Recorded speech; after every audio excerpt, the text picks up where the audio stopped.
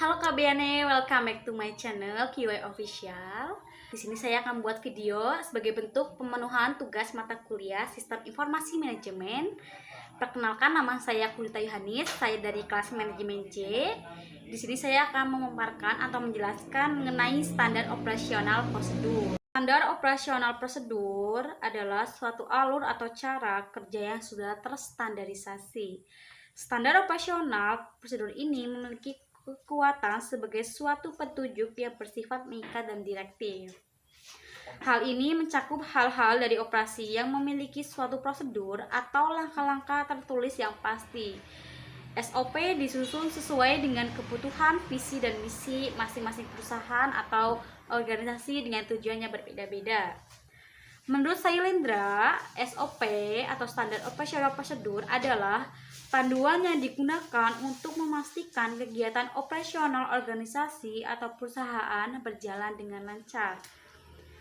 Fungsi Standar Operasional Prosedur atau SOP yang pertama yaitu memperlancar tugas petugas atau pegawai maupun tim atau unit kerja. Kedua, sebagai dasar hukum jika terjadi penyimpangan.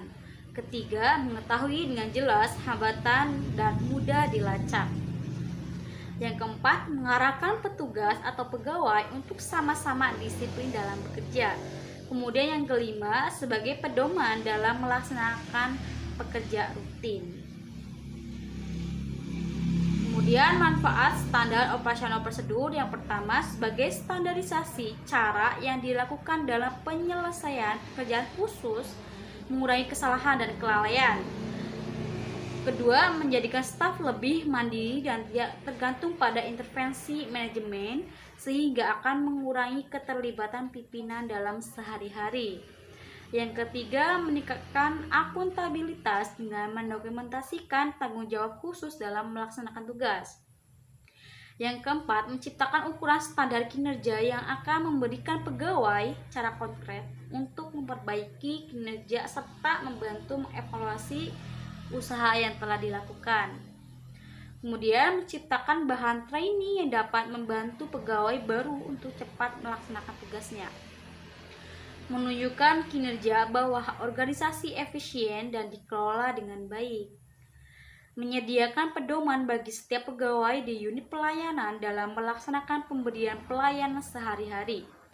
Menghindari tumpang tindih pelaksanaan tugas pemberian pelayanan. Yang terakhir, membantu penelusuran terhadap kesalahan prosedural dalam memberikan pelayanan, menjamin proses pelayanan tetap berjalan dalam berbagai situasi. Kemudian ini adalah arti dan lambang flowchart dalam membuat SOP.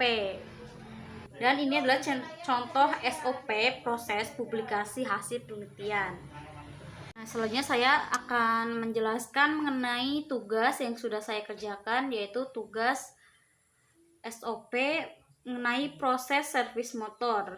Pertama-tama kita membuat kolom dulu yang berisikan kegiatan, nomor, pihak yang terkait, dan keterangan. Proses servis motor terdiri dari pihak service advisor, penasihat layanan, konsumen, teknisi, dan kasir. Untuk kegiatan yang pertama yaitu konsumen mengambil nomor antrean dengan keterangan mendapat nomor antrean. Dengan tanda flowchartnya yaitu terminator simbol atau simbol yang digunakan untuk permulaan atau start atau akhir. Nah, yang kedua yaitu konsumen bertemu dengan service advisor dan menjelaskan keluhan yang dirasakan pada motor. Nah, ini kita menggunakan simbol konektor simbol yang berfungsi untuk keluar masuk penyambungan proses dalam lembar atau halaman yang sama. Dengan keterangan melaporkan keluhan, si konsumen melaporkan keluhannya kepada service advisor. Yang kegiatan ketiga yaitu melakukan cek kondisi bagian motor yang dikeluhkan. Cek kondisi ini dilakukan oleh service advisor dengan lambang simbol decision yang berfungsi sebagai pemilihan proses berdasarkan kondisi yang ada. dengan keterangan daftar kondisi motor. Kemudian kegiatan yang 4 yaitu menjelaskan kondisi motor, perawatan motor, waktu pengerjaan dan perkiraan biaya yang dilaksanakan oleh penasihat layanan dengan simbol decision sama seperti yang di atas. Kemudian yang kelima, mempelajari dan memutuskan langkah pelaksanaan perbaikan dilakukan oleh penasihat layanan juga dengan lambang simbol decision dengan keterangan jenis dan item bagian yang akan diperbaiki. Kegiatan keenam, menunggu di ruang tunggu yang disediakan. Si konsumen menunggu dengan simbol konektor simbol, yaitu yang berfungsi penyambungan proses pada halaman yang berbeda. Karena si konsumen ini dia menunggu, padahal sebelumnya itu si penasihat layanan melakukan atau mempelajari dan memutuskan langkah pelaksanaan selanjutnya. Nah, yang ketujuh, melakukan pengecekan lebih lanjut pada bagian dikeluhkan oleh konsumen. Ini dilakukan oleh teknisi dengan lambang simbol manual operation, yaitu simbol yang menunjukkan pengelolaan yang tidak dilakukan oleh komputer, karena kan teknisi langsung melihat langsung ke motornya, jadi tidak menggunakan komputer. Nah, untuk kegiatan yang ke-8, melakukan perbaikan pada bagian yang dikeluhkan atau kerusakannya. Dilakukan juga oleh teknisi dengan simbol prediction proses. Di sini yaitu fungsinya pelaksanaan suatu bagian. Jadi si teknisi sudah melakukan kegiatannya. Selanjutnya yaitu mendapat konfirmasi dari service advisor jika ada perbaikan tambahan. Ini ditujukan kepada teknisi juga dengan lambang konektor simbol untuk keluar masuk atau penyambungan proses dalam lembar atau halaman yang sama.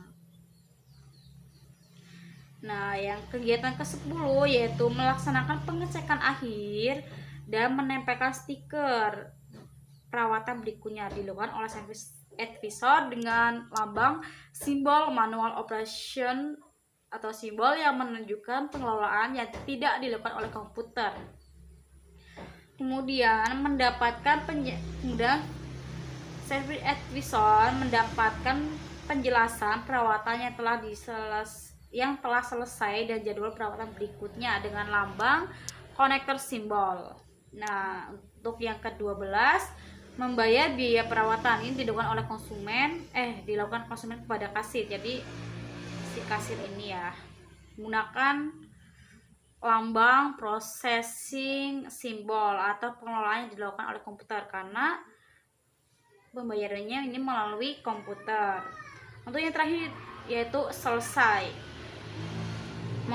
Keterangan motor sudah baik dan siap dipakai dengan lambang terminator simbol atau simbol untuk mengakhiri suatu.